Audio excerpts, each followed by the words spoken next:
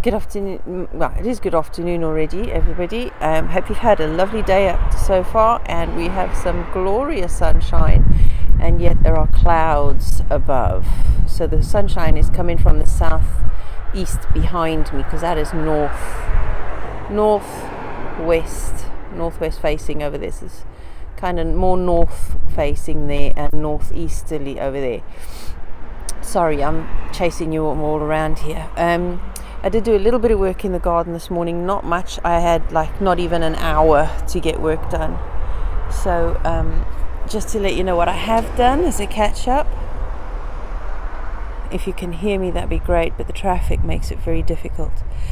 I started by transplanting that potted lilac over there with some anemones still growing from the ground this. So I'm just going to leave them in place and hopefully they'll keep growing every year. So the lilac is in.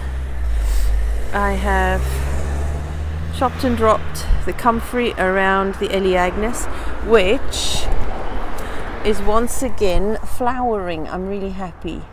I just need to water it because that's looking a bit dry over there. So I think the Eleagnus needs water. But I've covered the ground again with some comfrey leaves and dandelion leaves, or whatever leaves I could. Okay. Nasturtium still flowering with absolutely gorgeous flowers. Look at that. I just love this nasturtium. I'm definitely gathering all the seeds from that one. I want them everywhere next year. I've chopped back the callaloo and borage this side a bit. A little bit there. I have chopped and dropped some comfrey by the wisteria and the hellebore. The kale, look at that one over there. Isn't that just looking lovely next to the hawthorn? The kales over there aren't looking as good as that one, but wow. I cut down a bit of the overgrowth of the buddleia that side just to keep it in a bit. Everything else still looks very healthy and happy. Some new lavender flowers, so there's quite late flowering on the lavender, so I've still got opportunity to grab some to save before they open up the flowers. The calendula still need another haircut again, but there's plenty of fresh calendula flowers to harvest there. Chamomile as well, there's still some fresh leaves and flowers there to harvest. I planted in the Acer on this side today, so there'll be a little bit more structure and height in this section, and I will try to make sure I keep it as a tree, a low growing tree, but keep the bottom clear and keep a canopy on it. I put that one there because it will give nice red autumn and spring colour, because the wisteria is over there and that's a purple flower one. So the lilac I put over there because I didn't want lilac all on the same side of the garden.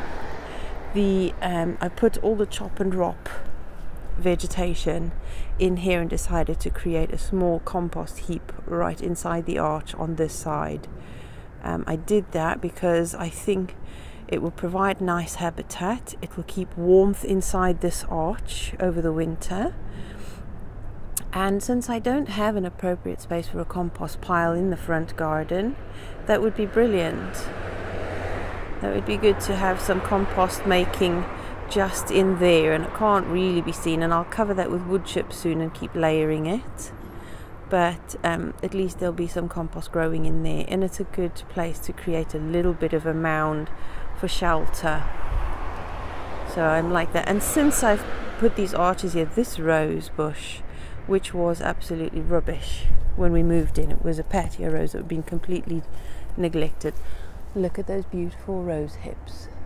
Isn't that beautiful? Absolutely gorgeous. I love them. They really are. The teasel hasn't got flowers on yet, but I don't mind as long as it keeps coming back. That's fine.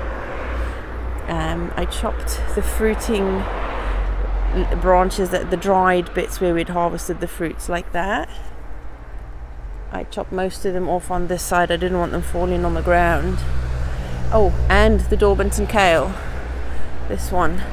I had quickly chopped off the extra branch at the bottom because that's a side branch, but it's growing upright, and I wouldn't be able to lift the original one upright without damaging the root. So I chopped that one off left this one to keep growing, and that opened up underneath for the honeyberry as well again, because that was looking really bad. It was completely blocked out by the Daubenton's kale. So it's still looking healthy. I hope that survives the winter. Look at all those caterpillars there. Look at them. You see them? Little beasties. But there you are. The rhubarb has gone over now. It's no good for picking, so I'm going to leave that. And that's about it. I've deadheaded the dahlia, cleared this path over here quickly, cut back the stringy dry bits of the lemon balm. It was overgrown by the comfrey, so I don't know if it'll come back next year. I hope it does, but I'll just have to make sure I keep the comfrey away from drowning out my lemon balm. I will get another lemon balm plant and plant it elsewhere, because I want to keep the comfrey over there. And so yeah, I'll keep the comfrey there, but I'll keep it under control so it doesn't drown this out until another lemon balm plant takes hold and grows better. The celery needs a haircut. It's drooping. It doesn't like this spot like it liked the back garden, because in my no-dig bed in the garden at the back, it loved it there. The celery did, but this plant doesn't seem to like this spot. Camellia is still alive.